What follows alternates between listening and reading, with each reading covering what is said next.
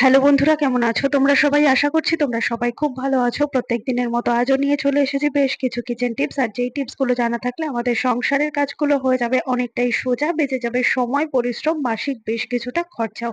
আর আজকে সেই রকমই বেশ কিছু জানা অজানা টিপস তোমাদের সাথে শেয়ার করবো, যেগুলো দেখলে প্রত্যেক গৃহিণীর উপকার হবে। চলো তাহলে ভিডিওটা শুরু করা যাক। বন্ধুরা, ঘর বাড়ি ঝাড় দিয়ে পরিষ্কার রাখার জন্য কিন্তু আমরা ঝাঁটা ব্যবহার করে থাকি, কিন্তু এই ঝাঁটাটা যে আমাদের ঘর পরিষ্কার করতে সাহায্য করছে, আর এই ঝাঁটাটাকে কিভাবে আমরা পরিষ্কার করব? পরিষ্কার না করলে কিন্তু এর মধ্যে সুতো বলো, চুল বলো, নানান রকম ধুলো ময়লা লেগে লেগে কিন্তু এই ঝাঁটাটার আর কোনো রকম পরিষ্কার করার ক্ষমতা থাকে না। তাই এই ঝাঁটাটাকে অন্তত মাসে একবার বা সপ্তাহে একবার করে আমাদের কিন্তু পরিষ্কার করা দরকার। কিভাবে পরিষ্কার করবো? হাত লাগিয়ে পরিষ্কার করলে কিন্তু চুল বা ভেতরের দিকে যে সুতোগুলো থাকে না, সেগুলো উঠতে চায় না। তার জন্য নিয়ে নিয়েছি এখানে একটা কাঁটা চামচ।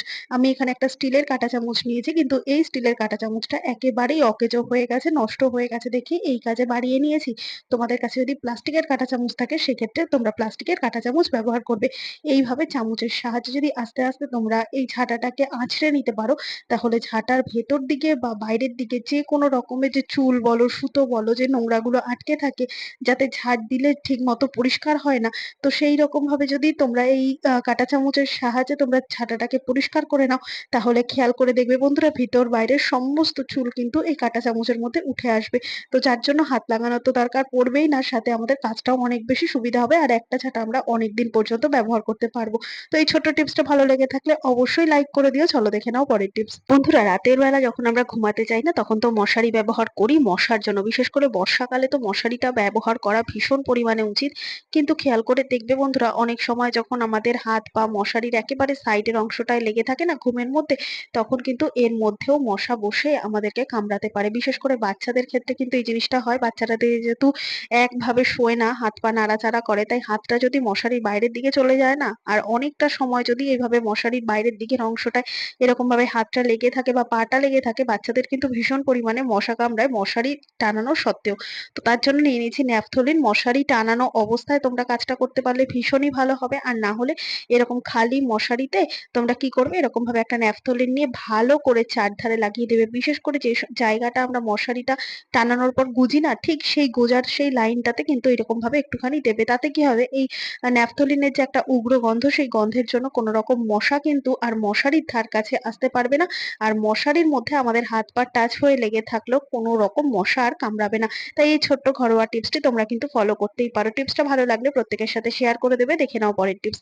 এখানে আমি নিয়ে নিয়েছি ব্লাউজ। আর ভালো ব্লাউজ হোক বা খারাপ ব্লাউজ, আমরা যখন ব্লাউজ গুলো রেখে দিই আলমারিতে, তখন খেয়াল করে দেখবে বন্ধুরা, হুক গুলো না ভীষণ পরিমাণে ডিস্টার্ব করে। এরকম হুক না ব্লাউজের অন্য অন্য দিকে এরকম ভাবে আটকে যায়, যেই কারণে কিন্তু দেখা যায় ব্লাউজটা ছিঁড়ে যাচ্ছে টানাটানি করতে গেলে। আবার কখনো কখনো দেখা যায় হুকের মধ্যে জং পড়ে গিয়ে পুরো ব্লাউজটাই নষ্ট হয়ে যাচ্ছে। এই হুক যেখানে যেখানে লাগবে জং একটা পড়ে যায়, দাগ হয়ে যায়, আর হুক গুলোও না নষ্ট হয়ে যায়। তো কিভাবে আমরা ব্লাউজ ঠিকঠাক মতো ভাঁজ করে রাখবো, যাতে ব্লাউজ গুলো অনেকদিন পর্যন্ত ভালো তো থাকে, সাথে হুক গুলোতেও কোনো রকম ভাবে জং না খায়। তো আমরা কখনোই কিন্তু এইরকম ভাবে ব্লাউজ যে হুকের ঘাটটা আছে না, সেই ঘাটের মধ্যে এইভাবে লাগিয়ে রাখবো না, তাতেই কিন্তু আরো ভীষণ পরিমাণে জং পড়বে। আর এই জংটা অন্যান্য কাপড়ে কোথাও লাগলে কিন্তু সে একটা জংয়ের দাগ পড়ে যাবে। তার জন্য নিয়ে নিচ্ছি পেপার। পেপার নাও, বা ঘরে যে এক্সট্রা কাগজ থাকে না, অনেক সময় সেই কাগজও তোমরা নিতে পারো।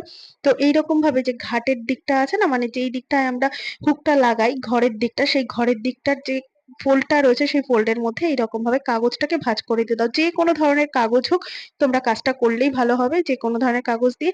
তো কাগজটা দিয়ে এই জায়গাটা জাস্ট একটা প্রোটেকশন দিয়ে দেবে, যাতে এই হুকটা এসে না কোনো জায়গায় টাচ লাগে, এই কাগজের মধ্যেই যেন টাচ লাগে। তো তারপর যদি কাগজটাকে মধ্যেখানে দিয়ে তারপর তোমরা ব্লাউজটাকে সুন্দর করে ছোট করে ভাঁজ করে বা হ্যাঙ্গারে ঝুলিয়ে রাখতে পারো, সেক্ষেত্রে কিন্তু ব্লাউজের যে হুক গুলো ডিস্টার্ব করতো, চারিদিকে অন্য জায়গায় লেগে যেত, সেটাও লাগবে না। তো আর সাথে ব্লাউজটাও ভালো থাকবে, আর হুক গুলোতে জংও পড়বে না। টিপস গুলো ভালো লেগে থাকলে অবশ্যই প্রত্যেক মহিলার সাথে শেয়ার করে দেবে, যাতে প্রত্যেক মহিলার উপকারে আসে। চলো দেখে নাও পরের টিপস। কলগেট তো আমরা প্রত্যেকেই ব্যবহার করে থাকি, কিন্তু কলগেট গুলো যখন ফাঁকা হয়ে যায়, বা যে কোনো ধরনের টুথপেস্ট যখন ফাঁকা হয়ে যায়, তখন এই ফাঁকা পাউচ প্যাকেট গুলো আমরা ফেলে দিই। আজকে থেকে প্যাকেট ফেলে দিলেও এর যে ঢাকনাগুলো আছে না, এই ঢাকনাগুলো ফেলবো না। এগুলো কিন্তু দারুণ দারুণ কাজে আমরা ব্যবহার করতে পারি। তোমরা হয়তো শুনলে অবাক হচ্ছো যে কলগেটে ফেলে দেওয়া ঢাকনা আমরা আবার কি কাজে ব্যবহার করব। হ্যাঁ বন্ধুরা, এখানে কিন্তু আমি বেশ কতগুলো কলগেট প্যাকেটের যে ঢাকনাগুলো হয় সেই ঢাকনাগুলোকে জমিয়ে রেখেছি এই সুন্দর কাজটা করব বলে। আর এই কাজটা কিন্তু আমি ভীষণ পরিমাণে করি, তাই ভীষণ উপকারী, তাই তোমাদের সাথে শেয়ার করলাম।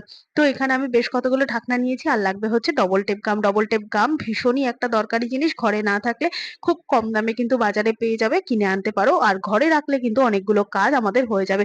তো ছোট্ট ছোট্ট দুটুকরো ডবল টেপ গাম আমি কেটে নিলাম। এবার কলগেটের ঢাকনার মধ্যে এইভাবে আমি আটকে দেবো।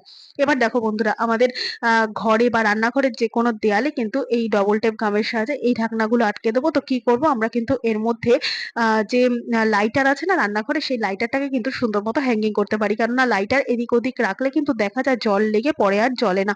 তো এইভাবে যদি লাইটারটাকে হ্যাঙ্গিং করি সেক্ষেত্রে খুব সুবিধা হবে। তাছাড়া বন্ধুরা, এর মধ্যে আমরা ঘরের যে ছোটখাটো জিনিস যেরকম আইডেন্টি কার্ড, হালকা পাতলা ব্যাগ বা চুলের কার্ডার বা ধরো চাবি, এগুলো কিন্তু রাখতে পারবো। তাতে খুব সুন্দর মতো একটা হুকের কাজ করবে। তার ফলে একটা সুবিধা হবে, আমরা যারা রেন্ট বাড়িতে থাকি বা ফ্ল্যাট বাড়িতে থাকি, অহেতুক দেয়ালের মধ্যে ছিদ্র করে কোনো রকম হুক লাগাতে পারি না।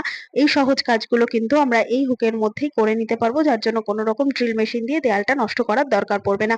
টিপসটা ভালো লাগলে অবশ্যই পাশে থাকবে, দেখে নাও পরের টিপস। তো বন্ধুরা, এখানে দেখো আমি নিয়ে নিয়েছি বেশ খানিকটা চাল। প্রত্যেকদিন রান্নার জন্য যে চাল আমরা বাড়িতে স্টোর করে এনে রাখি, সেটা যে ধরনের চাল হোক না কেন, এখানে আমি যেরকম ধরো সেদ্ধ চাল নিয়েছি, বাঁশকাঠি চাল।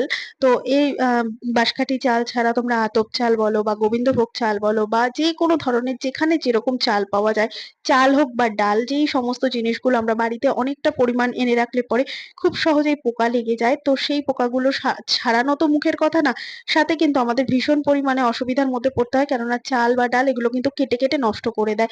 তো কি করব, যাতে পোকা না হয় বা পোকা হলেও এই কাজটা করতে পারবো, তাতে কিন্তু আর পোকা কোনো রকম হবে না, চলে যাবে। তার জন্য যে পাত্রের মধ্যে আমরা চাল বা ডাল স্টোর করব, সেই পাত্রের মধ্যে এরকম একটা কাচের বাটি বা যে প্লাস্টিকের কাপগুলো হয় না, সেই কাপের মধ্যেও করতে পারো। মানে ফেলে দেওয়া একটা জিনিসকে এভাবে কাজে লাগাতে পারো। এর মধ্যে একটুখানি হলুদ, একটু লবণ আর একটু কর্পূর দিয়ে দেবে।